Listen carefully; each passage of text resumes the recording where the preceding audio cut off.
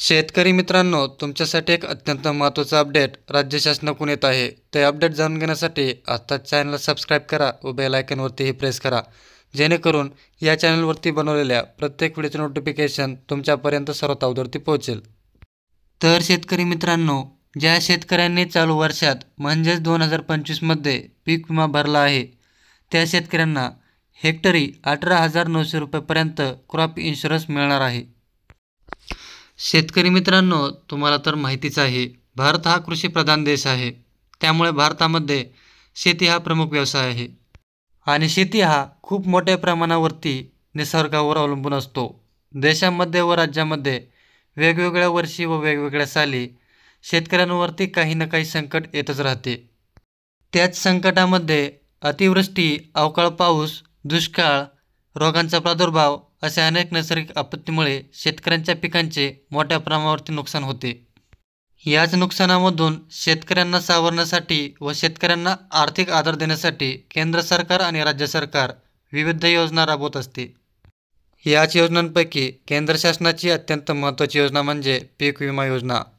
ही योजना प्रामुख्याने अतिवृष्टी, अवकाळी पाऊस, दुष्काळ पडल्यावरती शेतकऱ्यांना सावरण्यासाठी केंद्र सरकारने चालू केलेली आहे.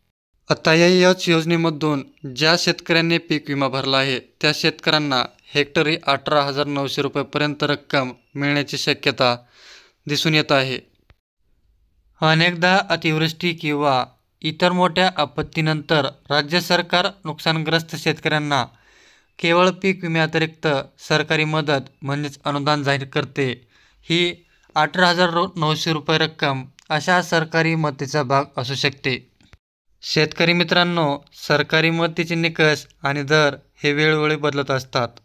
यावेळी शासनाने प्रति हेक्टरी 18,900 रुपये एवढी रक्कम सुनिश्चित केली आहे. ही रक्कम एवढीच राहील असे देखील नाही आहे. ही रक्कम पुढील वेळेस जास्तही असू शकते किंवा कमीही होऊ शकते. शेतकरी मित्रांनो, अनेक वेळा एखाद्या मोठ्या आपत्तीनंतर शासन नुकसानग्रस्त भागातील विमाधारक शेतकऱ्यांसाठी सरसकट म्हणजेच नुकसानीच्या टक्केवारीची जास्तीत जास्त किचकट मोजणी न करता एक निश्चित रक्कम म्हणून जाहीर करू शकते.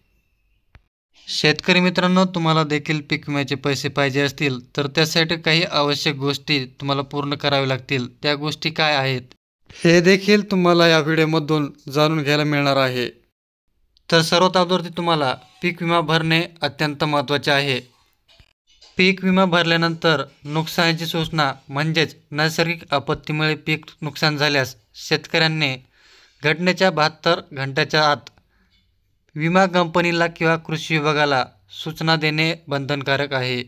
नुकसानीची सूचना दिल्यानंतर पीक विमा कंपनीचे प्रतिनिधी किंवा कृषी विभागाचे अधिकारी घटनास्थळी जाऊन नुकसानीची पाहणी करतात आणि पंचनामा करतात.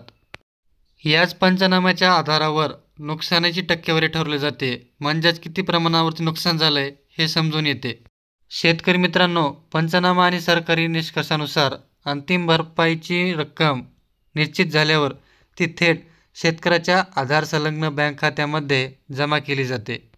शेतकरी मित्रांनो, पीक विमा भरताना तुम्हाला अत्यंत आवश्यक काही गोष्टी आहेत तेही समजून घ्यावं लागतील. सर्वात प्रथम तुम्हाला पीक विमा योजनेत दरवर्षी वेळेवर सहभागी व्हावं लागेल. पीक विमा भरताना बँक खाते क्रमांक, आधार कार्ड आणि जमिनीची तपशील नेहमी अपडेट असावी.